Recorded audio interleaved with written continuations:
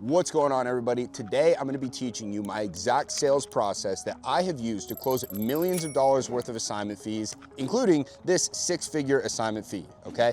These are the exact questions I ask every single time on the phone. This is the exact process I use to get properties locked up on the phone, right? Without me ever having to go see the property, do anything like that. This is a process that I have taught to all my employees. I've taught to my hundreds of students who are successfully closing deals, and I'm going to teach it to you right now. And guess what? It's super simple, all right? I don't really need to use a script. I still do keep it up just to make sure I go through it every single time, but it's really easy to learn. And once you've done it a couple times, you're gonna be able to do it effortlessly, where you'll be able to, analyze deals while you're on the phone, because you know exactly how every call should go, all right? With that being said, let's get into it. It all starts when you first pick up the phone and call somebody, right? Now, depending on whether this is a warm lead coming in, because maybe it's from PPC or direct mail, or they've already sent you a text, or it's a cold call, right? If it's a cold call, you're reaching out to them the first time, super simple. It's just, hey, my name's Tyson. I'm calling about this property on 123 Main Street. I was wondering if you'd be interested in getting a cash offer. Then it's a yes or no question. If it's no, no problem, we move on, right? But if this is an inbound lead, somebody who's already, submitted some interest in selling their property, we simply call them up and say, hey, this is Tyson Smith, calling you about your property on 123 Main Street. Looked like you might be interested in selling. Did I catch you at a bad time? All right. Now, whether to say is now a good time or a bad time, I don't think it really matters. People will sit there and debate that. Yeah, that's for the birds, dude. It doesn't matter, okay? Just make sure that when you're on the phone, you're energetic, sound like you want to be there, sound like you're excited, and that'll transfer over to the seller as well, okay? Once we've established that we are talking to the right person, now we move into something called TAO, okay? Time, agenda, outcome. Now, one thing you'll learn is I start and end every call with TAO. I want them to know how long we're going to be talking, what we're going to be talking about, and what is going to be the result of our conversation. So here's an example of what TAO looks like. All right, Mr. and Mrs. Seller, we just need to take 5 to 10 minutes to have a conversation about your property. And at the end of that, one of two things is gonna happen. Number one, we're gonna have a cash offer for you. We'll let you know exactly how much we'd like to offer you for your property. Or number two, we aren't interested in your property. We'll let you know why, and you'll never hear from me again. Does that sound good? Perfect. Now, here's what we noticed. Look, how long? Time, 10 to 15 minutes. Agenda, have a conversation about your property. Outcome, we're either gonna have an offer for you or we won't. And I like to add to that joke, and you'll never hear from me again, because whatever. We like to inject a little bit of humor, makes people comfortable, all right? Once we've established that they have 10 to 15 minutes to have a conversation with us about the property, we then move in to the first pillar, which is the motivation, okay? When it comes to wholesale real estate, the thing that will make a successful wholesale or a successful salesperson versus an unsuccessful salesperson is how good they are at understanding a seller's motivation for selling, okay? Because here's the deal, we're looking for people who are really motivated to sell their house, right? Motivated sellers are the kind of people who are gonna sell us their properties at 50, 60 cents on the dollar, and that's what we're looking for. So we wanna have as much of a conversation about their motivation for selling as we can. We should aim to spend as much time as we possibly can talking about why they wanna sell. So the way I do that is once we've gone through, we've said hello, we've done our opening, which is the TAO, I move into perfect. Hey, while I'm getting your property pulled up now, can you just catch me up to speed? What's got you looking to sell this place? Okay, now this is perfect because it's very disarming. Hey, while I'm getting your property pulled up, very casual, just catch me up to speed here. What's got you thinking about selling this place? Now, like I said, our aim here is to talk about this for as much as possible. This is where you need to put on your therapist mode, and all you should be saying are just questions to get them to keep talking. Oh, really? You're kidding. Wow. And how long has that been going on? Go on, right? It's just questions to keep them going, right? Because here's the deal. Every minute they spend telling you why they want to sell this house is another minute they're selling themselves on why they need to sell their house. They are making the decision more and more and reinforcing it more and more in their minds on them selling the property. So you want to spend as much time having a conversation with them about the property or about why they want to sell as you possibly can, okay? Once we've fully understood their motivation, I like to ask them a question. I'll be like, okay, so if I get this right, you're looking to sell the property because, and then I'll outline what they just said, right? So you're looking to sell this property because you recently inherited it from your grandpa, and you went and found the property and it needs a bunch of repairs, and now it's stressing you out because you're having to, make payments on it. You can't afford to fix the property up and you just want it gone. Do I have that right? right? And I'll ask them, do I have that right? Because then they'll either say, yes, you got it. And then I know, okay, I understand this person's motivation. Or they'll say, well, no, also, and they'll build even more, okay? Right, like I said, we wanna spend as much time talking about this as possible. So if they wanna keep telling me reasons why they wanna sell the house, I'll keep listening, all right? But once we've fully understood their motivation, it's time to move to the next pillar, which is going to be the condition of the property. Now, huge credit to RJ Bates here. He is somebody who put me onto the idea of, I really don't want to sit there and ask him questions about every little thing about the property. I don't need to know the exact age of the roof and of the AC and everything. I honestly want to keep this rather vague, because if they don't tell me about any repairs, then later on I can use that as leverage to possibly get the property for a better price or things like that. So the only question I ask about the condition of the property is I say, all right, I appreciate you catching me up to speed about the property. Let's go ahead and talk about the actual condition. Let me ask you a question. On a scale of 1 to 10, with a 1 being we need to tear this property down and start over, and a 10 being it looks like it was fresh off one of those HGTV shows and they just completely flipped it and everything's brand new, what would you rate the condition of the property? Now, more often than not, they're gonna say it's a 6, 7, 8, or an 8, all right? It doesn't really matter what they say, because whatever number they say, well, Tyson, right now it's probably a 7. I'm gonna say, okay, gotcha. Well, what do you think we would need to do to the property to make it a 10? Now, here's what's gonna happen. They're about to start to list off everything wrong with the property, and you need to write it all down exactly as they say it. So they say, well, Tyson, in order to make it a 10, you'd probably, it all has carpet in there that's been there for a while. You'd probably want to take that out. The kitchens and the bathrooms haven't been updated since the property was built in 1980. There is one window that has a crack, whatever. They're gonna list off everything that's wrong with the property. You need to write it all down exactly as they say it, because we're gonna come back to this later, all right? Once we figured out everything that needs to happen to the property to make it a 10, we're now gonna move on to the timeline. This is the third pillar. We need to figure out when they wanna actually have this property sold and the money in their account, okay? The reason why we need to figure this out is so we know what to put for the close of escrow date on the contract, okay?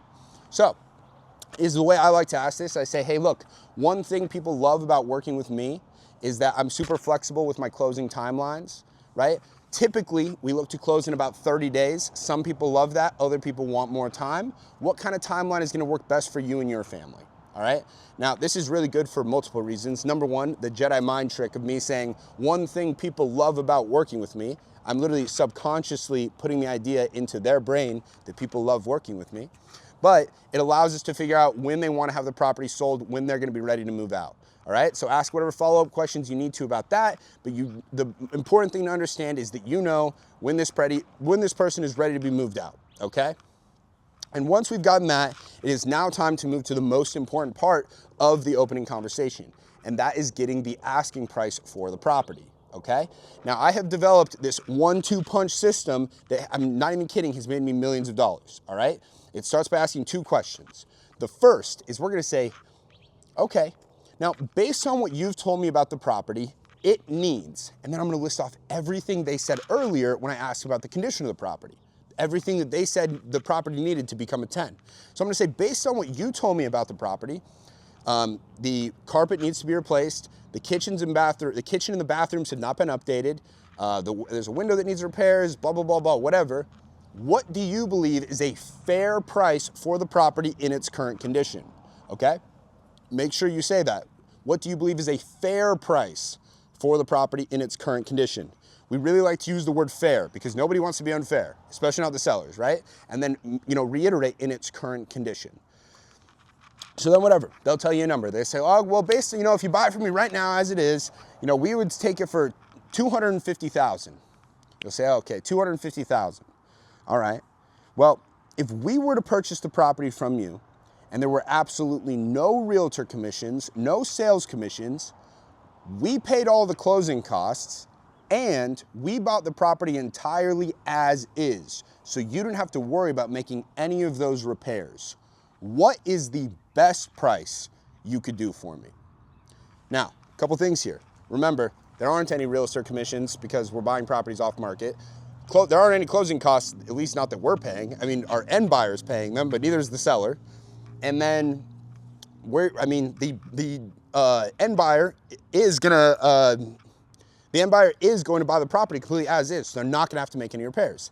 And then the last part. Notice I say what is the best price you can do? Where I see a lot of beginners mess up is they say, is that the best price you can do? Is that the best price you can do is a yes or no question. And it's really easy to say, yeah, it's the best price. When you say, what is the best price? You force them to say a number. And I'm telling you right there, that's the number two. That's the big knockout punch, because just that simple question alone, I've seen people drop $10, $20, $30, $40, $50,000 off their asking price. Okay? And oftentimes that's $10, $20, $30, $40, $50,000 that makes this a deal, or that's $10, $20, $30, $40, $50,000 extra dollars in our pocket. Now, once you've gotten the asking price, it's time to move to the final, outro, and plus your TOW again. Remember, we start and end every conversation with TOW. So what I'll say is when somebody gives me a price, I always confirm, right? So then let's say after I ask them, I say, hey, there's gonna be no commissions, buying the property as is, we're paying the closing costs, what is the best price you can do? And he says, well, based on that, I'd give it to you for $220. All right, and it doesn't matter what they say. If I know where my MAO is, it does not matter if they're asking $100,000 over the Zillow price. I always confirm. I say, okay, so if I get this straight, if I could give you a written offer for $220,000 and everything else made sense, this is something you'd for sure be ready to move forward with today. And I need them to say yes. If they say, well, no, I'd need to do whatever, I got to handle that objection right then and there, right? Because I don't want to be having to handle that later on when I'm trying to get a contract signed. We need to take care of this now, all right? Then, if they say yes, if you send me a write for $220, good to go. The final thing I'm gonna say is, okay, so you don't have a husband, wife, girlfriend, pastor, preacher, real estate agent, lawyer that you would need to talk to first, right? No, I'd be all good, right? I want to make sure that there's not going to be somebody else who's going to come up along the line that, we need to have it looked at. Now, even when you ask that, sometimes you will still run into that, but don't worry, we got ways of handling that too. But we want to make sure that there's going to eliminate as many roadblocks as we possibly can before we get to actually making our offer, all right? So they say, nope, I'm the decision maker. If you can give me $220,000, I'm good to go. I'm going to say, perfect. Now we're just going to do TOW again. Well, I'm gonna take about 20, 30 minutes, send this over to my underwriter. They're gonna let me know if this property gets approved and what kind of offer gets approved for. Are you gonna be good for a call back in about 10 to 30 minutes? Yes, perfect, right? Remember, hey, how long it's gonna take, what's gonna happen, what the outcome's gonna be, boom. We wanna make sure we confirm the time with them. And pro tip, at this point, especially if it's your first time talking to them, reiterate your name. Say, hey, again, my name's Tyson Smith. If you want to go ahead right now, open up your phone, you want to plug my number in, just put Tyson Home Buyer in there.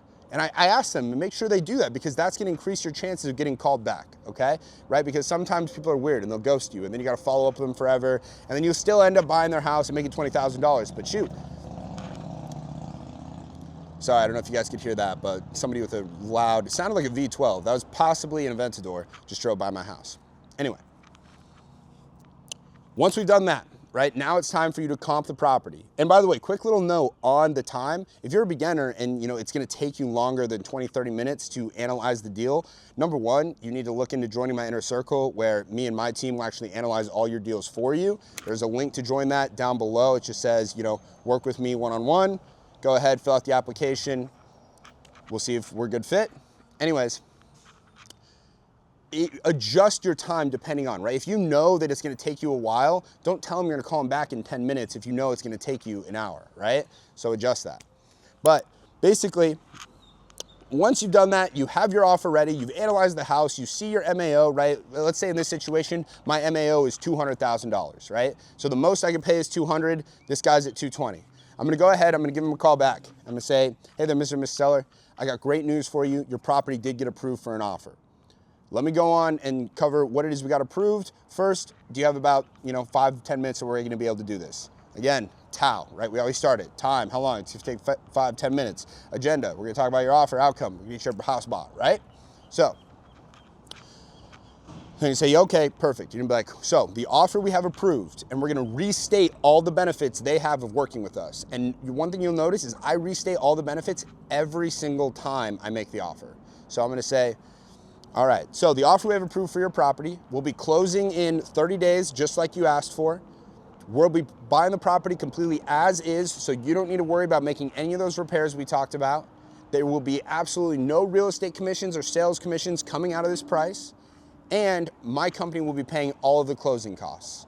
With that being said, the approved offer to purchase your property was $181,400. Then we shut the fuck up, right? We be quiet. Because remember, I don't know if you guys ever seen that scene in The Wolf of Wall Street where he's teaching them, where Jordan Belfort's going through and he's teaching the people. He says, hey, first one to speak loses. And whoever speaks first loses. That's true in real life, okay? So after we make the offer, we be quiet. Second thing you want to notice is we always give a very exact number. We don't just say 180,000, right? Because that's a lot easier to move off of. That feels less calculated. When we say an exact number like 181,423 or whatever, that feels like there was a lot of work that went into that, right? That's a very hard number. Like it seems like there's a math equation that goes on to find that number, right? So always make sure we give an exact offer. Then let's say they're like, oh, I'm sorry, that's too low, right? That's not gonna work.